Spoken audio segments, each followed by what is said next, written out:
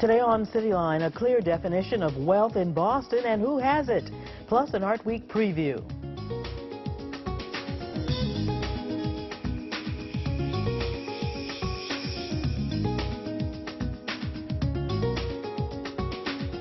Hello everyone, I'm Karen Holmes Ward. Welcome to Cityline. Later in the program, developing philanthropy within the black community.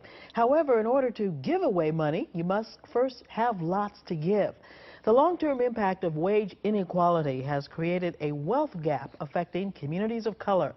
The Color of Wealth, a new report by the Boston Federal Reserve Bank's Regional and Community Outreach Department, has analyzed the economic well-being of Boston and where the largest disparities can be found. Their findings? A worrying and wide racial wealth gap indicating that many families of color do not have the financial assets sufficient for building future success. And to speak with us now is the co-author of the report and director of Community Development, Research and Communications at the Boston Fed, Ana Patricia Munoz.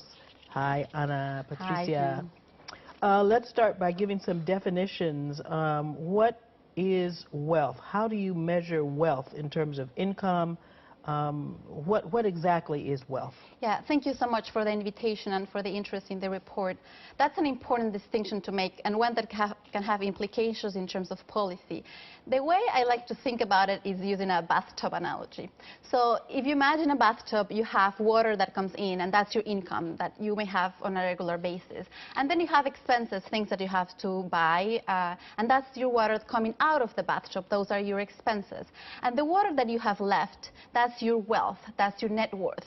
And those are the things that you can use when you face an emergency, such as job loss, a medical emergency, but also that's the things that you can use to build for the future, to invest in a business, to pay for education, to save for retirement. So even if you have income flowing in, if you don't have that net worth there, you cannot have a better future and pass that on into future generations. And that's very complicated to measure, and maybe that's why we don't hear much about wealth inequality. We tend to hear more about income inequality. Now, in terms of how we actually calculate it, just to get more kind of in the details, what we look at is at both sides of family's balance sheet. So on the one hand, you have assets, and those are financial assets, like the money you have in your savings banking account, also tangible assets like your house, your vehicle. And then we also look at the other side, which are the debts. So we look at medical debt, credit card debt, mortgages, and take that out from their assets.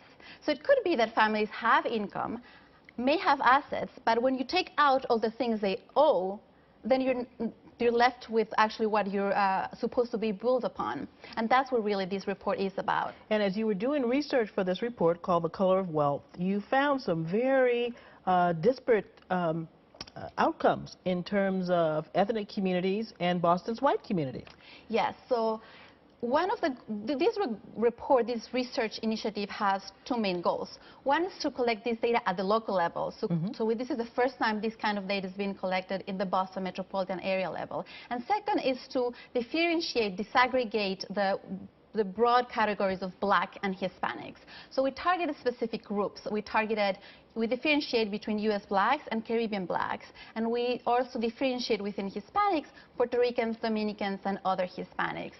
And this is part of a broader initiative in conjunction with the Ford Foundation and Duke University. Well, what did you find? What is the difference between Puerto Rican, Dominican, Caribbean, African American, and white community? What are some of the more striking findings? We find that across all types of assets, the one I just described before, the differences between the white and non-white groups that we target are large, and it's the case for all types of assets.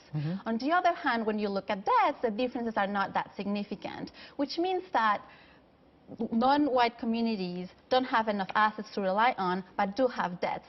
So if you take those together, at the end, there's not much left to invest and build on for future generations.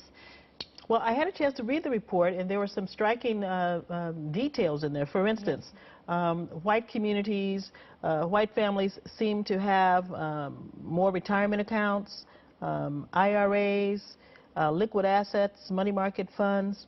Communities of color, not so much. What were some of the other differences? Yeah, so the one you just mentioned, just as a quick example, for example, less than 8% of Dominicans have private retirement accounts, which means that for retirement, maybe they will be relying on only in Social Security, and that has implications for policy.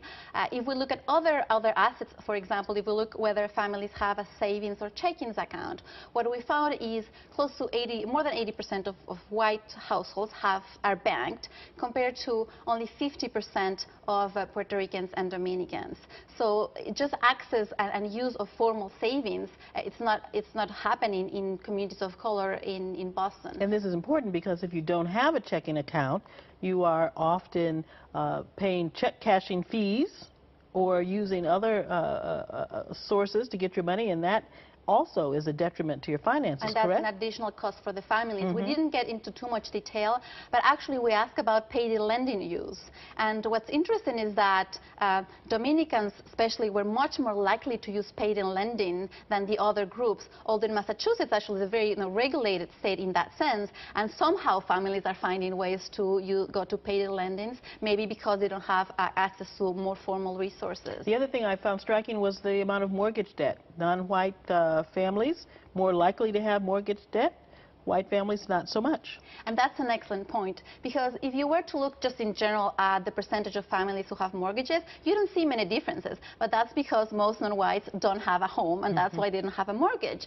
However, if you look only at those who have homes, you can see big differences. In our study, 60% of whites don't have a mortgage on their houses, compared to close to 90% of Black Caribbeans. So if you look, for example, the percentage of Black Caribbeans who have houses, you can say, actually, this is a pretty good picture. If you add the mortgage, then they're not really owning their homes yet. Now, what were some of the systemic issues that fed into this disparity? Well, this is a snapshot of what's happening currently in the families. So we cannot do a deeper analysis of the root causes of what's happening. But we can say from previous analysis conducted nationally that this is really an intergenerational problem. So policies that affected non-white communities for years, decades or hundreds of years, have consequences now. So being discriminated against in terms of getting housing, being redlining, not being able to get a mortgage if you're a person of color, things of that nature, correct? That still has consequences now. So redlining, was a big problem, and there's legislation for that. I hope that's been diminished. There are other ways that the system's not perfect yet, but definitely I think we need to address those problems that happened in the past, and also those are happening now, currently. All right, this is a very fascinating report. Ana Patricia, thanks for coming to talk to us about it. You can read the report on our webpage at WCVB.com. Up next, wealth is not available to all, but for those who have it, how are they giving back to the community? A portrait of Black stewardship in Boston next.